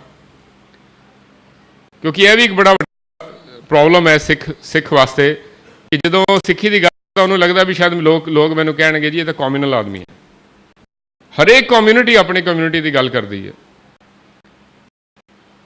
ਤੇ ਜੇ ਅਸੀਂ ਆਪਣਾ ਰੋਲ ਪਛਾਣੇ ਬਿਨਾ ਅਗਰ ਸਿਰਫ ਤੇ ਸਿਰਫ ਇੱਕ ਰੋਟੀ ਕਮਾਉਣ ਦਾ ਜ਼ਰੀਆ ਬਣ ਕੇ ਰਹਿ ਜਾਈਏ ਤੇ ਆਪਣੇ ਬੱਚਿਆਂ ਨੂੰ ਡਾਕਟਰ ਇੰਜੀਨੀਅਰ ਬਣਾ ਦਈਏ, ਇੱਕ ਅੱਛੇ ਇਨਸਾਨ ਬਣਾਉਣਾ ਵੀ ਜ਼ਰੂਰੀ ਹੈ, ਲੇਕਿਨ ਧਰਮ ਨੂੰ, ਆਪਣੇ ਕਲਚਰ ਨੂੰ ਬਚਾਉਣਾ ਬੜਾ ਜ਼ਰੂਰੀ ਹੈ। ਕਿ ਜਦੋਂ ਤੁਸੀਂ ਆਪਣੇ ਧਰਮ ਤੋਂ, ਆਪਣੇ ਕਲਚਰ ਤੋਂ, ਆਪਣੀ ਮਾਂ ਬੋਲੀ ਤੋਂ ਬੇਮੁਖ ਹੁੰਦੇ ਹੋ, ਤੁਸੀਂ ਸਾਰੇ ਦਲੀਆ ਮਲੀਆ ਹੋ ਜਾਣਾ। ਸਭ ਤੋਂ ਵੱਡਾ ਚੈਲੰਜ ਅੱਜ ਸਿੱਖੀਜ਼ਮ ਨੂੰ ਹੈ, ਕਿਉਂਕਿ ਤੁਸੀਂ ਬਾਕੀ ਕਿਸੇ ਦੀ ਪਛਾਣ ਜਿਹੜੀ ਹੈ ਵੱਖਰੀ ਨਹੀਂ ਹੈ। ਸਾਹਿਬਾਨ ਨੇ ਪਛਾਣ ਵੱਖਰੀ ਇਸ ਤਰ੍ਹਾਂ ਕਰਕੇ ਦਿੱਤੀ ਸੀ ਵੀ ਅਸੀਂ ਨਜ਼ਰ ਆਈਏ, ਵੀ ਅਸੀਂ ਛੁਪ ਨਾ ਸਕੀਏ। ਸੋ ਸਾਨੂੰ ਹਰੇਕ ਨੂੰ, ਮੈਂ ਤਾਂ ਹਰੇਕ ਆਪਣੀ ਜਿੱਥੇ ਵੀ ਐਡਰੈਸ ਕਰਦਾ ਮੈਂ ਇਹ ਕਹਿੰਦਾ ਵੀ ਸਿੱਖ ਨੇਸ਼ਨਸ ਦੇ ਐਂਬੈਸਡਰਸ ਹੈਗੇ ਆ। ਇੱਕ ਸਿੱਖ ਇਕੱਲਾ ਇੱਕ ਇੰਸਟੀਟਿਊਸ਼ਨ ਹੈ। ਅੱਜ ਸਾਡੇ ਕੋਲ ਭਾਵੇਂ ਰਾਜ ਨਹੀਂ ਹੈ, ਪਰ ਅਸੀਂ ਰਾਜ ਦਾ ਭੋਗਿਆ। And Sikhs have our nation and have a right to be entitled to a nation. ਉਹ ਅੱਡ ਗੱਲ ਹੈ ਵੀ ਆਪਣਾ ਮੁਲਕ ਨਹੀਂ ਹੈ। ਇਹ ਕਿ ਜਦ ਤੱਕ ਮੁਲਕ ਨਹੀਂ ਹੈ ਤੇ ਅਸੀਂ ਸਾਰੇ ਖੱਜਲ ਖੁਆਰ ਹੋ ਕੇ ਤੇ ਸਾਰੇ ਰੋਡੇ ਮੋਢੇ ਹੋ ਜਾਈਏ ਤੇ ਮੁਲਕ ਦੀ ਲੋੜ ਕੀ ਪੈਗੀ? ਮਾਫ ਕਰਨਾ, ਅਸੀਂ ਨਾਅਰੇ ਤਾਂ ਲਾਉਂਦੇ ਹਾਂ ਵੀ ਖਾਲਿਸਤਾਨ ਚਾਹੀਦਾ ਹੈ, ਹਾਲੇ ਕਿ ਕਿਸੇ ਨੇ ਡਿਫਾਈਨ ਨਹੀਂ ਕੀਤਾ ਵੀ ਖਾਲਿਸਤਾਨ ਕਿਸ ਤਰ੍ਹਾਂ ਦਾ ਹੋਣਾ ਹੈ, ਕਿਸ ਤਰ੍ਹਾਂ ਦਾ ਨਹੀਂ ਹੋਣਾ। ਉਹ ਵੱਖਰਾ ਛੱਡ ਦਿਓ। ਪਹਿਲੀ ਗੱਲ ਤਾਂ ਇਹ ਵੀ ਅਸੀਂ ਸਰਵਾਈਵ ਕਰ ਰਹੇ ਹਾਂ। ਐਂਡ ਖਾਲਿਸਤਾਨ ਤਾਂ ਇੱਕ ਐਸੀ ਜਗ੍ਹਾ ਹੋਣੀ ਸੀ ਜਿੱਥੇ ਲੋਕ ਖਾਲਸ ਹੋਣੇ ਸੀ। ਉਹ ਜਗ੍ਹਾ ਜਿੱਥੇ ਪਿਓਰੈਸਟ ਆਫ ਸਿੱਖਸ ਰਹਿੰਦੇ ਹੋਣ, ਤੇ ਅਸੀਂ ਆਪਣੇ ਅੰਦਰ ਝਾਤੀ ਮਾਰ ਕੇ ਦੇਖੀਏ ਕਿ ਅਸੀਂ ਗੁਰੂ ਦੇ ਸਿੱਖ ਨੇੜੇ ਬਣਨ ਦੇ ਮਾੜੇ ਮੋਟੇ ਨੇੜੇ ਲੱਗੇ ਆ। ਸੋ ਇਹ ਸਵਾਲਾਂ ਦੇ ਜਵਾਬ ਜਿਹੜੇ ਨੇ ਤੁਹਾਨੂੰ ਆਪਣੇ ਆਪ ਪੈਣਗੇ। ਹਰੇਕ ਸਿੱਖ ਨੂੰ ਚਾਹੀਦਾ ਹੈ ਕਿ ਇੱਕ ਰੋਲ ਅਦਾ ਕਰੇ ਜਿਹਦੇ ਨਾਲ ਆਪਣਾ ਅਸੀਂ ਮਾਂ ਬੋਲੀ ਨੂੰ ਵੀ ਬਚਾ ਸਕੀਏ, ਧਰਮ ਨੂੰ ਵੀ ਬਚਾ ਸਕੀਏ, ਆਪਣੇ ਕਲਚਰ ਨੂੰ ਵੀ ਬਚਾ ਸਕੀਏ। ਜੇ ਇਹਨਾਂ ਚੀਜ਼ਾਂ ਨੂੰ ਅਸੀਂ ਬਚਾ ਸਕਾਂਗੇ ਤਾਂ ਸਰਵਾਈਵ ਕਰਾਂਗੇ, ਵਰਨਾ ਅਸੀਂ ਦਲੀਆ ਮਲੀਆ ਹੋ ਜਾਵਾਂਗੇ। ਅਸੀਂ ਤਾਂ ਜਿਹੜੇ ਮੁੱਖੀ ਅਧਿਕਾਰਾਂ ਦੇ ਵਕੀਲ ਹਾਂ, ਆਪਣੀ ਜਗ੍ਹਾ ਤੇ ਅਸੀਂ 26 ਸਾਲ ਪਹਿਲੇ ਜਿੱਥੇ ਖੜੇ ਸੀ ਅੱਜ ਉੱਥੇ ਹੀ ਖੜੇ ਹਾਂ। ਸਾਰੇ ਸਾਡੇ ਜਿਹੜੇ ਵਕੀਲ ਸਾਹਿਬਾਨ ਨੇ ਉਹ ਜ਼ਰੂਰ ਹੈ ਕਿ ਜਦੋਂ ਅਸੀਂ ਤੁਰੇ ਸੀਗੇ ਤੇ ਕਾਫਲਾ ਸੀਗਾ, ਤੇ ਅੱਜ ਜਿਹੜਾ ਛੋਟਾ ਛੋਟਾ ਹੁੰਦਾ ਰਿਹਾ। ਲੇਕਿਨ ਫਿਰ ਵੀ ਅੱਜ ਜਿਹੜਾ ਸਿੰਘ ਕੋਈ ਜੇਲ੍ਹ 'ਚ ਬੰਦ ਹੈ, ਭਾਵੇਂ ਉਹ ਮੁੰਬਈ ਦੀ ਜੇਲ੍ਹ 'ਚ ਬੰਦ ਹੈ ਤੇ ਭਾਵੇਂ ਬੰਗਲੌਰ ਦੀ ਜੇਲ੍ਹ 'ਚ ਬੰਦ ਹੈ, ਉਹ ਚਿੱਠੀ ਪਾ ਕੇ ਆਪਣੀ ਆਵਾਜ਼ ਸਾਡੇ ਤੱਕ ਪਹੁੰਚਾਉਂਦਾ ਵੀ ਇਹ ਮੇਰੀ ਮਦਦ ਦੀ ਲੋੜ ਹੈ, ਦੱਸੋ ਮੈਂ ਕੀ ਕਰਾਂ। ਤੇ ਅਸੀਂ ਜੋ ਵੀ ਆਪਣੇ ਨਾਲ ਕਰ ਸਕਦੇ ਹਾਂ, ਕਿਉਂਕਿ ਸਾਡੇ ਜਥੇਬੰਦੀ ਕੋਲ ਕੋਈ ਪੈਸੇ ਨਹੀਂ ਹੈ, ਅਸੀਂ ਕੋਈ ਡੋਨੇਸ਼ਨ ਨਹੀਂ ਲੈਂਦੇ, ਅਸੀਂ ਆਪਣੇ ਕੋਲੋਂ ਸੇਵਾ ਕਰਦੇ ਹਾਂ। ਵੈਬਸਾਈਟ ਦੇਖਣਾ, ਜੋ ਉਹਦੇ 'ਚ ਉਪਰਾਲਾ ਹੈਗਾ ਸਾਡਾ ਸਾਰਾ ਆਪਣਾ ਹੈਗਾ। ਸੋ ਕੋਸ਼ਿਸ਼ ਇਹੀ ਹੈ ਕਿ ਸੱਚੇ ਪਾਤਸ਼ਾਹ ਨੇ ਜਿਹੜਾ ਸਿੱਖੀ ਦਾ ਬੂਟਾ ਲਾਇਆ ਸੀਗਾ, ਉਹ ਸਿੱਖੀ ਨੂੰ ਅਸੀਂ ਪ੍ਰਫੁੱਲਤ ਕਰ ਸਕੀਏ ਤੇ ਇਸ ਜੀਵਨ ਵਿੱਚ ਇੱਕ ਚੰਗੇ ਸਿੱਖ ਬਣ ਕੇ ਅਸੀਂ ਰਹਿ ਸਕੀਏ, ਤੇ ਜਿਹੜਾ ਹੈ ਆਪਣੇ ਹੱਕਾਂ ਵਾਸਤੇ ਅਸੀਂ ਜੂਝਦੇ ਰਵਾਂਗੇ। ਤੇ ਸਾਡਾ ਹੱਕ ਹੈ, ਤੁਸੀਂ ਮੂਵੀ ਵੀ ਦੇਖੀ ਹੈ, ਉਹਦੇ 'ਚ ਮੈਂ ਵੀ ਇੱਕ ਛੋਟਾ ਜਿਹਾ ਰੋਲ ਕੀਤਾ। ਉਹ ਜਦੋਂ ਮੂਵੀ ਬਣੀ ਤੇ ਬੜਾ ਰੌਲਾ ਪੈ ਗਿਆ ਜੀ ਕਿ ਬਈ ਇਹਦੇ ਨਾਲ ਅੱਤਵਾਦ ਵਾਪਸ ਆ ਜਾਏਗਾ। ਤੇ ਜਿਹੜਾ ਸੈਂਸਰ ਬੋਰਡ ਹੈ ਹਿੰਦੁਸਤਾਨ ਦਾ, ਉਹਨਾਂ ਨੇ ਲਿਖਿਆ, ਜਿਹੜਾ ਆਪਣਾ ਆਰਡਰ ਪਾਸ ਕੀਤਾ, ਉਹਦੇ 'ਚ ਲਿਖਿਆ ਵੀ ਇਹ ਮੂਵੀ ਜਿਹੜੀ ਹੈ ਵੀ ਅੱਤਵਾਦ ਦੁਬਾਰਾ ਲੈ ਕੇ ਆਏਗੀ। ਨਾਲ ਇਹ ਲਿਖਿਆ ਵੀ ਇਹ ਵੀ ਪਤਾ ਕਰੋ ਵੀ ਇਹ ਮੂਵੀ ਨੂੰ ਬਣਵਾ ਕੌਣ ਰਿਹਾ, ਪੈਸੇ ਕੌਣ ਦੇ ਰਿਹਾ। ਹੁਣ ਸੈਂਸਰ ਬੋਰਡ ਦੇ ਕੀ ਅਖਤਿਆਰ 'ਚ ਗੱਲ ਪੁੱਛਣੀ ਵੀ ਇਹਦੇ ਵਾਸਤੇ ਪੈਸੇ ਕੌਣ ਦੇ ਰਿਹਾ। ਉਹ ਸਿੱਖ ਕੌਮ ਪੈਸੇ ਦੇ ਰਹੀ ਹੈ ਤੇ ਤਾਂ ਤੁਸੀਂ ਕੋਈ ਚੀਜ਼ ਬਣਾਉਣ ਨਹੀਂ ਦਿਓਗੇ। ਅਸੀਂ ਕਦੀ ਪੁੱਛਿਆ ਵੀ ਤੁਸੀਂ ਇਹ ਫਲਾਣੀ ਮੂਵੀ ਬਣਾਈ ਤੇ ਕਿੱਥੋਂ ਪੈਸੇ ਆਏ ਜੀ। ਸੋ ਤੁਹਾਨੂੰ ਹੁਕਮ ਤੋਂ ਜਿਹੜਾ ਉਹਨਾਂ ਦਾ ਆਰਡਰ ਹੈ, ਜਿਹੜਾ ਅਸੀਂ ਚੈਲੰਜ ਕੀਤਾ ਦਿੱਲੀ ਦੇ ਵਿੱਚ, ਤੇ ਦਿੱਲੀ ਵਿੱਚ ਇੱਕ ਬੜਾ ਅੱਛਾ ਵਕੀਲ ਹੈ, ਅਪੀਲ ਸੁਣਦਾ ਇਹਨਾਂ ਹੁਕਮਾਂ ਦੇ ਖਿਲਾਫ, ਵਸੀਨ ਨਾਮ ਦਾ ਹਿੰਦੂ ਵਕੀਲ ਹੈ। ਉਹਨੂੰ ਜਦੋਂ ਮੈਂ ਅਪੀਲ ਬਣਾ ਕੇ ਭੇਜੀ ਤੇ ਮੈਂ ਉਹਨੂੰ ਕਿਹਾ, ਮੈਂ ਕਿਹਾ ਤੇ ਜੋ ਦਿਖਾਇਆ ਉਹ ਸੱਚ ਹੈ। ਜਿਹੜਾ ਸੁਪਰੀਮ ਕੋਰਟ ਦੇ ਫੈਸਲੇ ਨੇ ਜਿਹਦੇ ਨੇ ਕਿਹਾ ਵੀ ਤੁਸੀਂ ਖਾਲਿਸਤਾਨ ਮੰਗ ਸਕਦੇ ਹੋ, ਪਰ ਜਿਹੜਾ ਹੈਗਾ ਉਹਦੇ ਵਾਸਤੇ ਵਾਇਲੈਂਸ ਪ੍ਰੀਚ ਨਹੀਂ ਕਰ ਸਕਦੇ। ਹਾਈ ਕੋਰਟ ਦੀ ਜਜਮੈਂਟਸ ਹੈਗੀ ਜਿਹੜੇ ਕਹਿੰਦੇ ਤੁਸੀਂ ਖਾਲਿਸਤਾਨ ਡਿਮਾਂਡ ਕਰ ਸਕਦੇ ਹੋ, ਤੇ ਇਹ ਕਹਿੰਦੇ ਜੀ ਕਿ ਤੁਸੀਂ ਖਾਲਿਸਤਾਨੀ ਮੂਵੀ ਬਣਾਈ ਹੈ। ਤਾਂ ਤੁਹਾਡੀ ਕਹਿੰਦੀ ਹੈ ਵੀ ਤੁਸੀਂ ਖਾਲਿਸਤਾਨ ਮੰਗ ਸਕਦੇ ਹੋ, ਵੀ ਲੋਕਾਂ ਦਾ ਹੱਕ ਖਾਲਿਸਤਾਨ ਮੰਗ ਸਕਦੇ ਨੇ, ਪਰ ਵਾਇਲੈਂਸ ਪ੍ਰੀਚ ਨਹੀਂ ਕਰ ਸਕਦੇ। ਜਿੰਨੇ ਝੂਠੇ ਦੇ ਮੁਕਾਬਲੇ ਹੋਏ ਨੇ ਪੁਲਿਸ ਵਾਲਿਆਂ ਨੂੰ ਸਜ਼ਾਵਾਂ ਮਿਲੀ। ਜਸਵੰਤ ਸਿੰਘ ਖਾਲੜੇ ਦਾ ਕੇਸ ਕਹਿੰਦੇ ਜੀ ਤੁਸੀਂ ਦਿਖਾਇਆ, ਅਜੀਤ ਸਿੰਘ ਸੰਧੂ ਦਾ ਦਿਖਾਇਆ, ਉਹ ਵੀ ਸੱਚ ਸੀਗਾ। ਜਸਵੰਤ ਸਿੰਘ ਖਾਲੜੇ ਨੂੰ ਜਿਹੜਾ ਮਾਰਿਆ ਗਿਆ ਉਹ ਵੀ ਸੱਚ ਸੀਗਾ, ਉਹਨਾਂ ਪੁਲਿਸ ਵਾਲਿਆਂ ਨੂੰ ਸਜ਼ਾ ਮਿਲੀ ਹੈ। ਤੇ ਮੈਂ ਕਿਹਾ ਸੱਚ ਨੂੰ ਦਿਖਾਣਾ ਕਿ ਗੈਰ ਕਾਨੂੰਨੀ ਹੋ ਗਿਆ, ਇਹ ਦੱਸੋ। ਇਹਨੂੰ ਮੂਵੀ ਆਪਾਂ ਉਸ ਤੋਂ ਬਾਅਦ ਬਾਦਲ ਸਰਕਾਰ ਨੂੰ ਪਿੱਸੂ ਪੈ ਗਏ। ਸਿੰਘ ਸੈਣੀ ਨੇ ਬੀਜੇਪੀ ਦੇ ਰਾਹੀਂ 2-4 ਜਗ੍ਹਾ ਮੁਜ਼ਾਹਰੇ ਕਰਾਤੇ। ਬਾਦਲ ਨੂੰ ਵੀ ਬਹਾਨਾ ਚਾਹੀਦਾ ਸੀਗਾ, ਉਹਨੇ ਕਹਿਤਾ ਜੀ ਕਰ ਦਿਓ। ਮੂਵੀ ਬਾਹਰ ਚੱਲੀ ਸਾਰੀ ਤੇ ਉੱਥੇ ਬੈਨ ਰਹਿ ਗਿਆ। ਫਿਰ ਅਪੀਲ ਦਾਇਰ ਕੀਤੀ। ਸੁਪਰੀਮ ਕੋਰਟ ਦੇ ਜੱਜਾਂ ਨੇ ਕਿਹਾ ਜੀ ਕਿ 5 ਵਕੀਲ ਸੀਨੀਅਰ ਜਿਹੜੇ ਹੈਗੇ ਉਹਨਾਂ ਨੂੰ ਕਹਿਆ ਵੀ ਪਿਕਚਰ ਦੇਖਣ ਤੇ ਸਾਨੂੰ ਦੱਸਣ ਵੀ ਕਿਹੋ ਜਿਹੀ ਪਿਕਚਰ ਹੈ।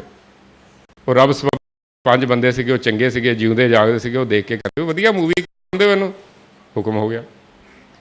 ਸੋ ਸਤਿਗੁਰੂ ਵਰਤਾਈ ਇਹੋ ਜਿਹੀ ਪਿਕਚਰ ਬਣੀ ਜਿਹਦੇ ਵਿੱਚ ਕਾਫੀ ਕੁਝ ਸੱਚ ਆਪਾਂ ਦਿਖਾ ਸਕੇ।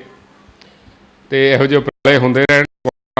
ਨੂੰ ਪਤਾ ਹੋਣਾ ਚਾਹੀਦਾ ਵੀ ਸਾਡੇ ਨਾਲ ਕੀ ਵਾਪਰਿਆ। ਜਿਹੜਾ ਸਾਡਾ ਪੁਰਾਤਨ ਇਤਿਹਾਸ ਹੈ ਉਹ ਤਾਂ ਸਾਰਿਆਂ ਨੂੰ ਪਤਾ ਹੈ, ਲੇਕਿਨ ਅੱਜ ਜਿਹੜਾ ਇਤਿਹਾਸ ਸਿਰਜਿਆ ਗਿਆ ਹੈ 1984 ਤੋਂ ਲੈ ਕੇ 94 ਤੱਕ, 70 ਤੋਂ ਲੈ ਕੇ 94 ਤੱਕ, ਇਹਨਾਂ ਲੋਕਾਂ ਨਾਲ ਕਾਫੀ ਵਾਬਸਤਾ ਨਹੀਂ ਹਨ।